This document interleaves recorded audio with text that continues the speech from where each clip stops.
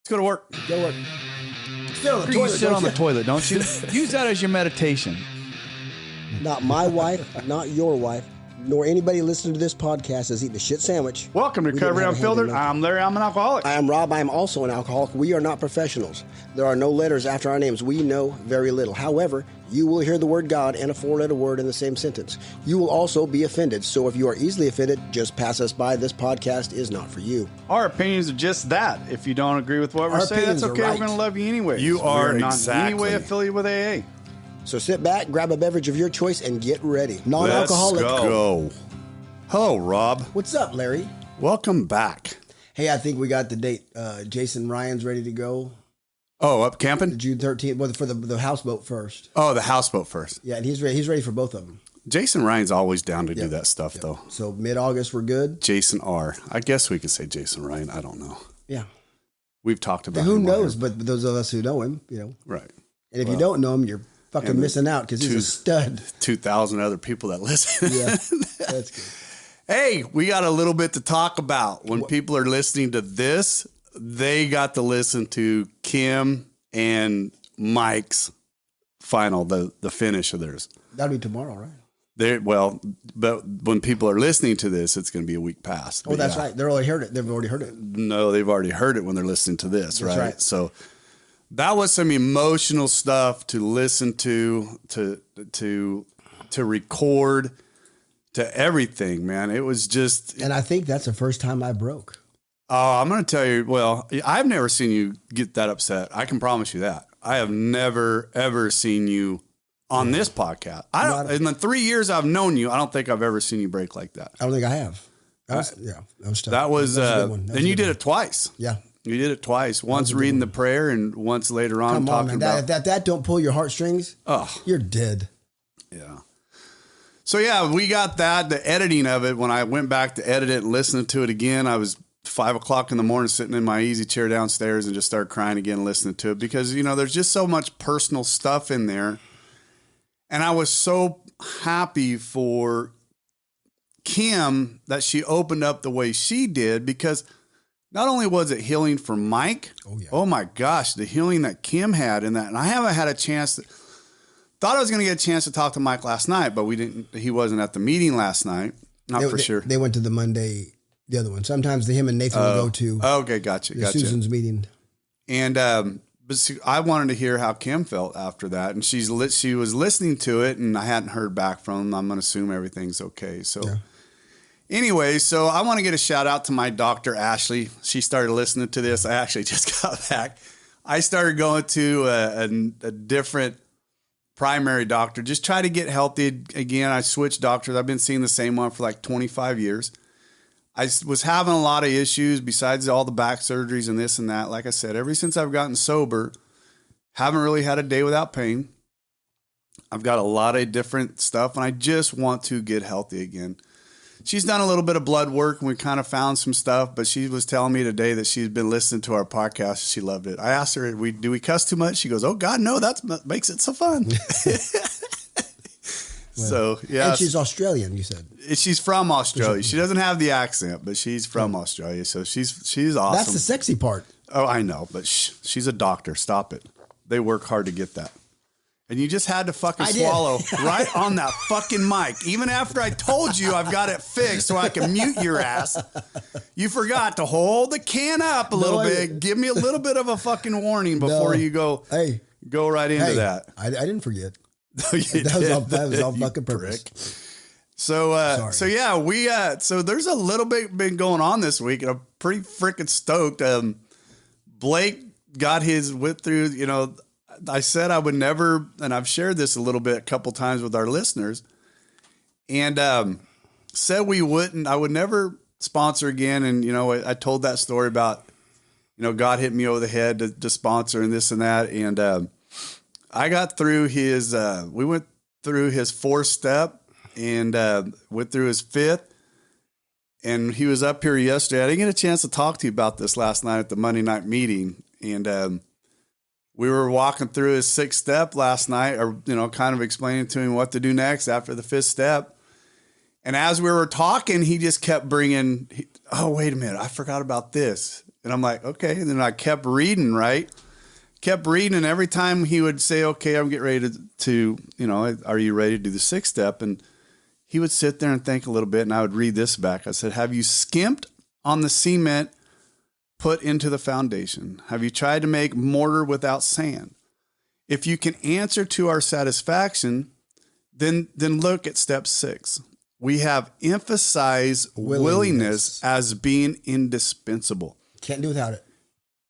Rob, honestly, I've read that probably multiple times, and that sentence right there never popped out to me before.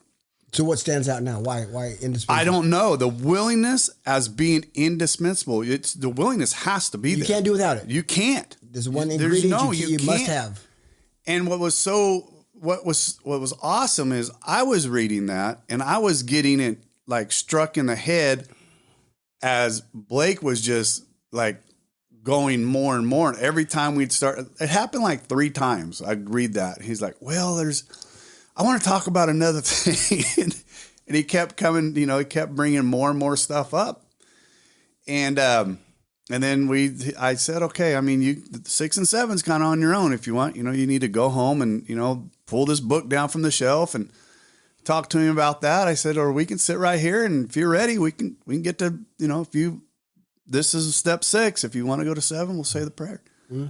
And he goes, yeah, I'm ready to go. I said, okay. So we sat right there and did this. I always make him do the prayer. Why did you? I have him do the prayer before me, so I know they said it, but I still make him go home and take that hour. You know, returning home on page 75 is to go from returning home to amen. The next page, you know, you do everything in there. Yeah. And I mean, I sent him off last night and said, you know, we got to do 8 and 9. You know, I just told him to get 8 together and we talk about it. And so, I mean, he seems to be, I think I'm finally going to get through one. Good. 3rd time's a charm, baby. Yeah. 3rd time's a charm. But everything is right. The willingness is there. Everything. You're ready. It's, you know. I was on top of a cloud last night when I got to the meeting. Me and Doug sat there. And we kind of had our own meeting before the meeting because I was talking to him about it, you know, because I was so excited to talk to somebody about it. And it was before the meeting, there's just chaos going in there and everybody's talking and everybody blah, blah, blah. So, but that's the best part. You know, when you know, like I started with Derek. Yep. 4-step, you know, break it down. And that's what he's working on. Lauren's done that. Right. And it was good to see him last night. He's coming back with the 8th. It was his 8-step list. And that's then that's when the sponsor lets you go out into the world and actually talk to people, you know, making sure that, you know, don't go fucking make it worse. Right. So yeah, that's where we're at. And like I said, we're pretty excited. I got 2 other people now. I mean, we finished up Kim and Mike. I've kind of been holding off on a couple other people that are going to come in and do and tell their story. One girl is out of Dustin, Texas. We're going to do her by Zoom. That's going to be exciting. That one's going to be a fun one. Little bit different than what you and we're alcohol. She's drugs, right? Ooh, what kind of drugs? Fentanyl. Yeah. Sponsored by. She had some. That's dangerous. Man. She's got a little over 4 years sobriety. Okay. And you know, one of the things. How old a gal is she? I'm sorry? How old a gal is she? She's probably mid-30s. Okay. Yeah, somewhere in there. And I'm excited because what got me excited, because I read a lot of those, you know, I follow a lot of other sober people out there, stuff on Instagram and Facebook and this and that. And I do a lot of reading. Things? I know you don't, but I do. That's my job. That's what keeps us in the podcast, you know, and that's, I reached out to people to come on and do interviews, and I reached out to her because she said something in her podcast or in one of her posts. Somebody was giving her a hard time on there about, you know, all of her posts about her sobriety and stuff. And she basically fired back, says, I'm sober out loud and I don't care. And I was like, I wrote back, I said, atta girl right there. That fucking A right. And she said it just like we would say it, right? Sober out loud. So, you know, people living in silence don't die, right? And I just wrote her back. I said, atta girl, way to fight. Fight. And that shit's killing people. Right. And I says, hey, listen to our podcast. I'd love to have you on. And she responded back, I'd love to. So she's listening, do some listening, and we're going to get it so we can talk a little bit. And so she's going to come on. And then I think we're going to have Christy on. Okay. Right. Yeah. So we got some pretty good ones coming up. But anyways. You said you were going to bring a topic into me. Did I? You did. Oh, did I? Yeah. Okay. Well, I'm going to ask you the same question. Because I do all the fucking talking around here. So are you fucking kidding me right now? I'm going to give you a chance. I carry this fucking thing for 45 minutes out of 60. Yeah, motherfucker. No choice. You won't shut up. There's no fucking off button on you. I got the mute buttons fixed over here now. I can mute the fuck out of it. Well, just what I told you. Here's the topic. Here's a question for you to answer. I'm working with a man. Okay. I told you about him. Mm-hmm. And he's upset because this pastor that he goes to has been pastor for 40 years. He's leaving. He's retiring, going out of state. He's bummed. They're bringing in some young guys, and they're testing out pastors. Uh-huh. And he goes, man, it just breaks my heart because I want to get closer to the Lord. And now he's leaving, and there's just not that shared life experience with a younger guy that hasn't been through anything. Right. I said, well, if you get to sit down with the old man, what would you ask him? I mean, what is it that you want? Right. He goes, how do I get closer to the Lord? So Larry, so my first response was this: if he tells you anything other than get into action, just walk away. He knows what the fuck you're talking about. So Larry, how do you get closer to the Lord? Well, I'm gonna go back on how do you get closer to your higher power? Right. Two things on that. You know, I was very, very involved in the church. I know. Years ago. Right. Years ago, I was teaching men's Bible study. I was extremely involved. But the other side of that, I was extremely involved with the pastor. We were very close, tight friends. He was with a lot of people. I looked to him more as a friend than I did as a pastor, right? Mm-hmm. And we got extremely close, and we did a lot of golfing together. We did a lot of fishing together. We did a lot of stuff together. When he decided that he was going to leave and retire, because I was putting my faith in him and not putting my faith in God in my own personal walk, it pissed me off. And I walked away from the church for a very long time. I still haven't really got back into a church because I had put him up on the pedestal and I had put him in that position where God was supposed to be, right? And I know that now, and I got to know that, and I had a very personal relationship with God, except I was doing it through him, right? When I came into recovery and I started getting into the AA book and started getting into action of my own recovery, I came to realize that I had to get into action with my own relationship with my higher power. That was a necessity. I wasn't going to get it from anybody else. I wasn't going to get it from osmosis. I wasn't going to get it. You weren't going to get it from being on your knees for 6 hours praying. You got to get into action. I had, and I tell people this, anytime. I don't stand out in the middle of the room on a soapbox and beat a drum and preach out loud. That's not the way I am. You're going to hear me preaching more about sobriety than you will about God, right? But you break me down and put me, sorry about that. You break me down and put me in, behind here, and I'm going to tell you all the glory goes to my God. All the glory goes to my God. But what did we have to do? I had to turn myself over. To affect this relationship. It's a relationship. It is 1,000% a relationship. You got to put time into it. You got to put action behind it. First, you need to clean your side of the street, whatever that means. And that's alcoholic or otherwise. Right. I couldn't get close without that, right? Because there's you got to get on. You don't got to get good to get God. You got to get honest with yourself first. Think about it this way. If you have, whether your wife or your parents, if you were hiding from your parents, your relationship was not well. If you're hiding from your wife, you're hiding from your husband, you're hiding from your employer, if you're hiding from anybody because of something that you don't want to confront with that's in your own side, that relationship is broken. Right? And until we it's strained.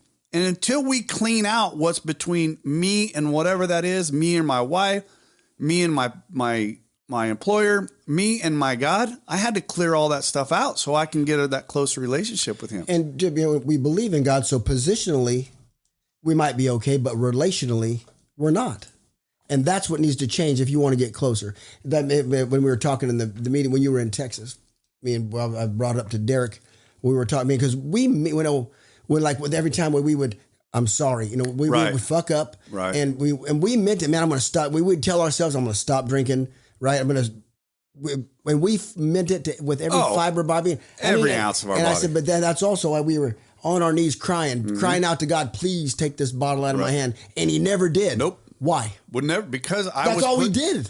Get on our knees. We wouldn't get on our feet and walk and do anything for ourselves. We were asking, we weren't doing. Right. And how easy is it when you're broken like that to humble yourself before God? Right. It's easy. Now God's asking you, go humble yourself before that man. Mm-hmm. Go out there to the world and say, and hit your knees and say, I'm broken. I need help. Right. That's much harder to do. Yep. And until you do that, and then you get up on you, take your bed and walk. Right. Then that relationship becomes, it starts to work. 1,000, correct. And like I said, I still go back to, I had to clear out, and you said it yourself, that you had to clear out that wreckage of self, right? We had to clear our side of the street up. And that's anybody, whether you're an alcoholic or not, you've got the baggage. You've got baggage. Oh, for sure. Sure. Yeah. I mean, and like I said, once I was able to clear that out of the way, and I could see and I could feel the presence of God inside of me, and I can feel the presence of God in the decisions I was making, and I can feel that. Now the prayer time. Now that silent time we have with our Father, it's unlike anything I can imagine. I didn't know this was possible, but I had to do the work. Yeah, for sure. Yeah, you have to. Yeah, and that's one of the, like I said, I keep going back to this. It's one of those. So I got up on my soapbox. I did after he asked me that, and then I went on to speak, bringing out both books and how they coincide. James, the whole book of James, all that, right?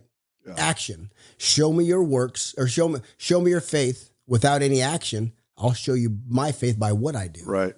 You have no, that if someone watched, if they were deaf and couldn't hear our words, and they watched you and I live, where we ate, who we talked, if they just watched our actions, they would know who we believe in. Oh, for sure. They would know they would know, because our actions don't lie. Nope. My words will lie all the time. Right. But I'll tell you, if I love broccoli, Larry, it's the greatest vegetable there is on the planet. You watch me for the next 3 weeks, you won't see me eat that shit at all. I don't think that guy loves broccoli at all. He hadn't eat that shit one time. He's never proven it to me. But my actions will never lie. No, that's a true fact. Watch him. True fact. I know that I went down to had a meeting this morning down in Fresno, and the guy that I was meeting with, he knows that I'm in recovery, and so is he, right? So we've had that conversation multiple times, over the time. When he calls his his plant manager in that runs the operations, and he sits down across from me and goes, "Hey, Larry, he's in the same boat you and I are. We go to the same meetings." And I'm going to go, that's a hell of a way to bring up that subject. So we sat there and had an AA meeting right in the office. He's a friend of Bill W's. That just didn't even expect that phone call, that conversation to come up. So we basically had an AA meeting sitting right there. That's a God thing. It happened. It happened so fast, but it's enjoyable. So, and let me ask you a question. When your sponsee comes back with his 8-step list done, people he's hurt, what he did to hurt them, and he's prayed for the willingness, because it's a 2-part step. Yep. How are you going to break it down? I mean, you're going to have him, to make sure that we don't go out into the world. Because I told my guy, Derek, that because he's not there yet. Right. But how do you prepare them to go out into the world? What do we tell them about making amends? Right. What is an amends? One. Right. What are you ready for that one? No, I'm not. I mean, like I said, I draw back on my own experience on that thing. And I know when I made my list, one of the things you told me was, don't ever say we're sorry.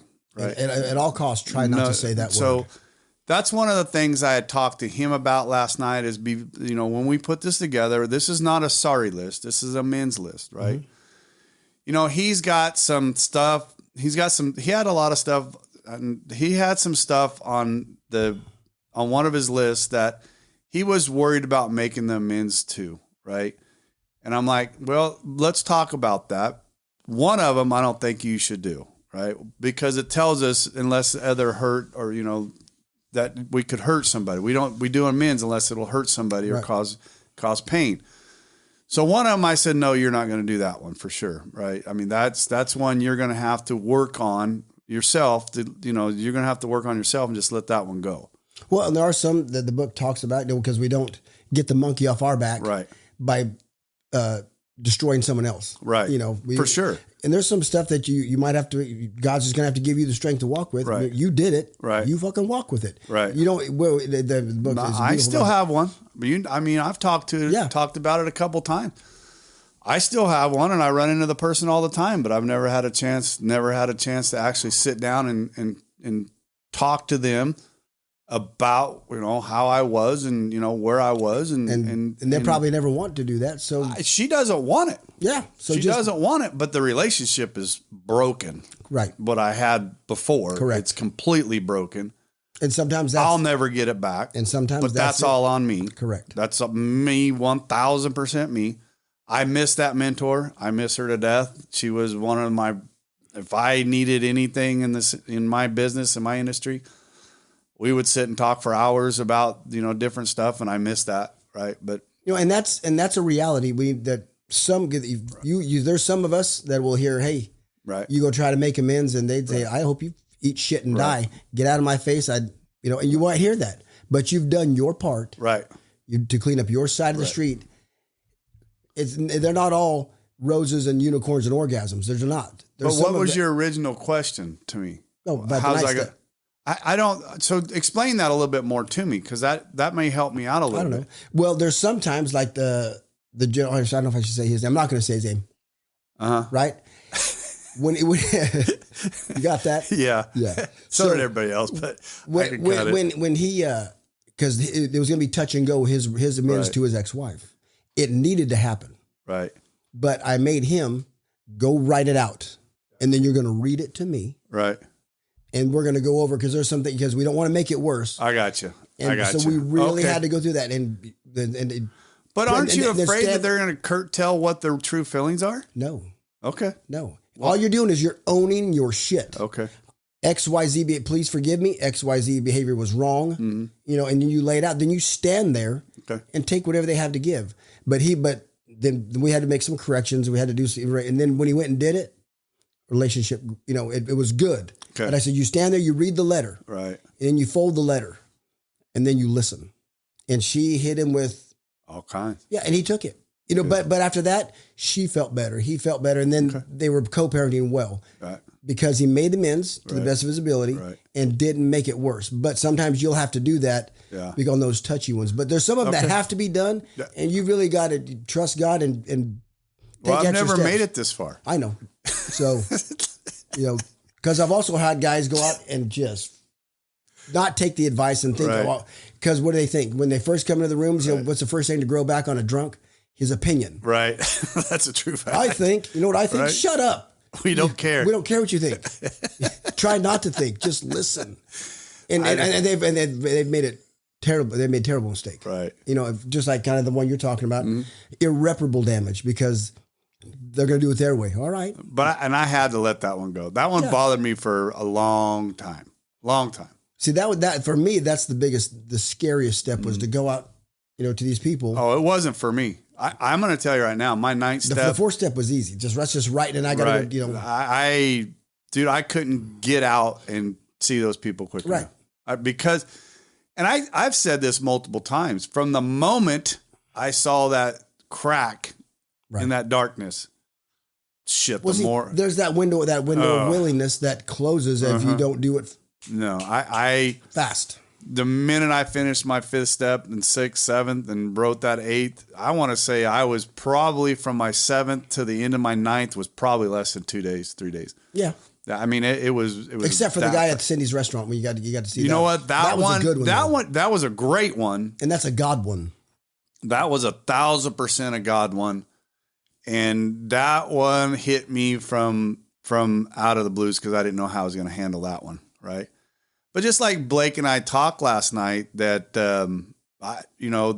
these things are going to pop up as we go along, right? And if you, he was concerned. His biggest thing when we were going through his 4th step is he felt like he should have more stuff on there. There's always that number that they, right. Hey, I didn't have a lot of my resentments because I didn't trust you fuckers, right? So I didn't let people get close. If you haven't been molested, there's only a certain demographic of people that would get close to me.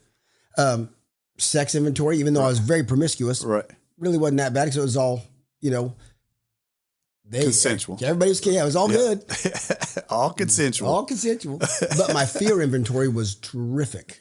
Talk to me about that a little bit. I had a little bit of hard time going over that with him yesterday.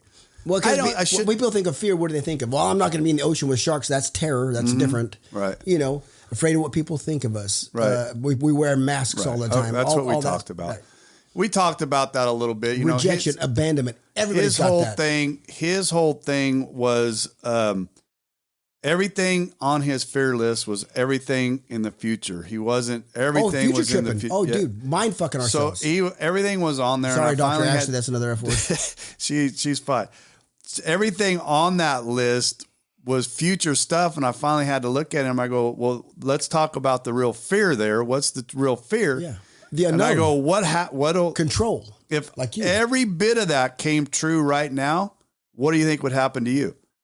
I mean, he literally stopped for a long time and finally goes, I'd probably go back to using. I go, there's your fear. Yeah. There's your fear. Relapse. Yeah, there's your fear. That relapse. Yeah. And if you have that hang up right there, you have that hanging over you. Right. Because if you'll drink over one thing or use over one thing, you'll use over anything. So your fear of losing, your fear of losing this, your fear of losing that, your fear of losing that, it's none of that. That was his fear was.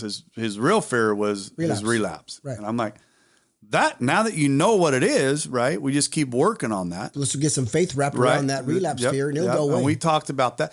But you got to remember the other thing, he's not a firm believer yet. No, I know. That's a beautiful thing, though. But that's when they're reaching, they're trying to reach out to God in spirit and in truth. What was so funny, two things happened yesterday when he came in. I'm sorry, this turned out to be all about Blake, but I had such a fantastic As long as he don't mind, which, we're not giving No, he does. He knows. We've talked about him before, but he doesn't have a chicken story. That's good. No, he didn't. His chicken's still alive. We were working out of the plain language book. Fuck that. But I was going in between the plain language and this book because I was highlighted in my big book. So I was trying to go over to the plain language book to try and get it back and forth while I kept reading out of this. Yesterday when he showed up, he had his big book and didn't have the plain language book. He goes, "You keep going back and forth, and quite honestly, I'm enjoying the original big book better." And I'm like, well, okay, so I threw the plain language to the side and we did everything. We did 5, 6, and 7 working out of the original big book. Imagine that.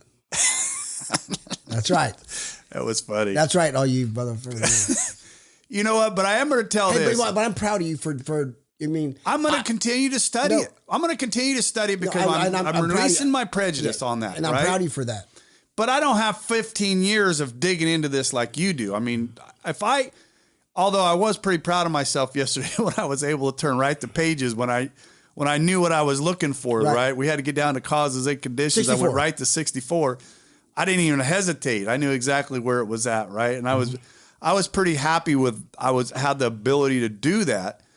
But I want to learn that plain language because if somebody wants to communicate to me in that plain language, I don't want to be, and I say this to people all the time. I don't give a shit how you get sober. Get sober. Yeah.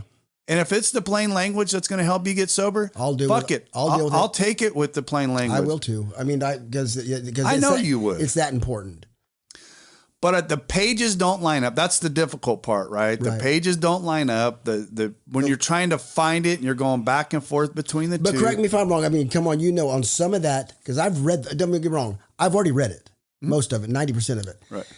You haven't studied it. You've read it. Some of it's all right, but there's a lot of stuff where it just seems weak to me. They water it kind of down. But that's the point of it, though, Rob. They take out some of the strong wording, right? Right, which... Incomprehensible, demoralization. They change those verbiage a little bit. There's some verbiage. Try to make it more understandable. 1,000%. They've lightened it a little bit, in my opinion. To get the attention of an alcoholic, it takes depth and weight. Right. And so one of the things I told Blake yesterday is if you're going to stay with this big book and continue studying the way you do, get you a dictionary. Yeah. That was some of the best advice that I'd gotten anywhere and that anybody gave me. And I want to say Chris gave me that at Maynard's. He said, you're going to want to get you a dictionary. Right. And ever since then I got the dictionary. I mean, if I go against a word or go across a word that I ain't familiar with, I'll go look it up. And I mean, you'll see all throughout my big book, the big word scratched out and what's the true meaning above it or the true word. The up to date. Where the goose hung high. Everything was good. Yeah, everything was good. I mean, like I said, I didn't want to turn away from that plain language only for that reason, is that Blake was understanding it. But what was, like I said, what was fun is after we got into it far enough, and he saw that I kept, and when he kept seeing the verbiage in some of the stuff and how stiff and strong it was, he recognized that, well, shit, I should probably go out of this big book. So anyways, it was fun. I enjoy that.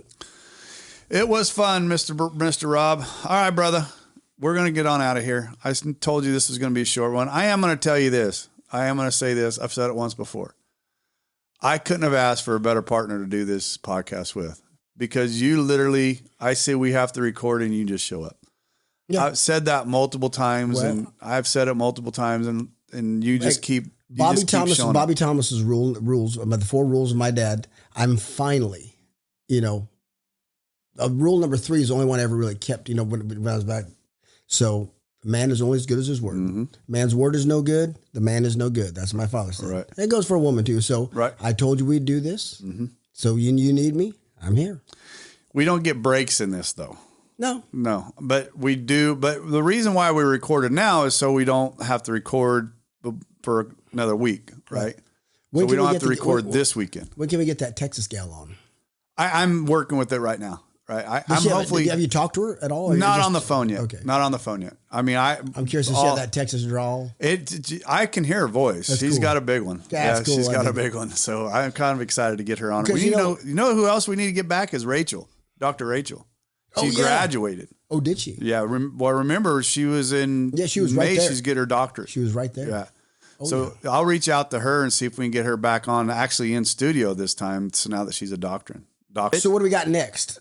What are you thinking? I'm thanking Christy. Yeah, thanking Christy. Yeah, I really like to get her on here. I like to get that story. She recorded with Jenny, which is the Sober Sister Shit Show. That's what it's called? Yeah.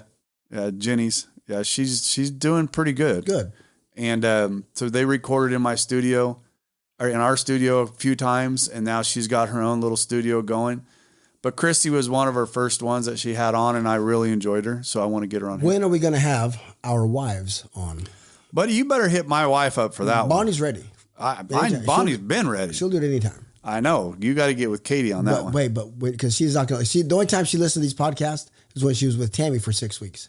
So she's not going to listen to this one, what I'm about to say, because when she gets here, I'm going to bring up cancer. And we're going to have a little something. We're going to pull some of this shit out of her. Okay.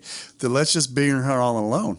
No, hell no. Okay. She'll come with Katie. I'll be back on I'll get back on Katie. I think. And we got to have the daughters on one at a time. Yeah. Well, we got to have your kids don't remember enough of it. No, your daughters. I know. They'll come on anytime, but they won't come on together. No, that's perfect. Yeah, they won't come on together. If they came on together, then we'd have a cat fight probably right here in the middle of the studio. Hey, but my son, when he was 8, gave me I forget what year I was sober, but he gave me my chip. And then my daughter, when she was 10, I had her get up in front of primary and talk about her dad and give me my chip. That's pretty cool. That was awesome, dude. Wait till you get to walk her down the aisle. Yeah, that's awesome too. I do that again, and I just counted that. When is that? September? 4 months. 4 months? September? Yeah. Yeah. Right? May, June, July, August. Yeah, 4 months. That's awesome. Sure. Can't wait for you to do it. All right, Mr. Rob, recoveryunfilteredpodcast@gmail.com. That's recoveryunfilteredpodcast@gmail.com. If you want to reach out to us, please do that, right? I mean, we've got people reaching out. We've got the guy in Fayetteville, North Carolina. We got to get getting him. help. Yep. Oh, good. He's getting help. Good. And so, yeah, Mike, he's doing very good. I need to reach out to him today, but he's doing really good. So, and if you are not an alcoholic and you're just listening to this and you want to get closer to God, like my buddy did, get into action. Right. Because the Bible says, okay, even if that's not your God, it doesn't matter. Right? Right. 1,000%. Oh, I just lost it. I just lost it. Well, because you're old. I know. It sucks. God, I need some ginkgo biloba. You need something. You need to go up there and work out with my buddy at the den in Ripon. Yeah, I'll go to the den. You need to go do that. I'll go do that. All right. Later. Thank you for joining us today. We hope you learned something today that will help you. If you did not, come back next week and we'll try again. If you like what we heard, give us a 5-star review. If you don't like what you heard, kiss my... You can't say that, can you? Anyway, if you don't like what you heard, go ahead and tell us that too. We'll see what we can improve. We probably won't change nothing, but do it anyway. Hey, thanks, Rob. Come back next week, and hopefully something will be different and something will sink in. Take care. This has been Recovery Unfiltered.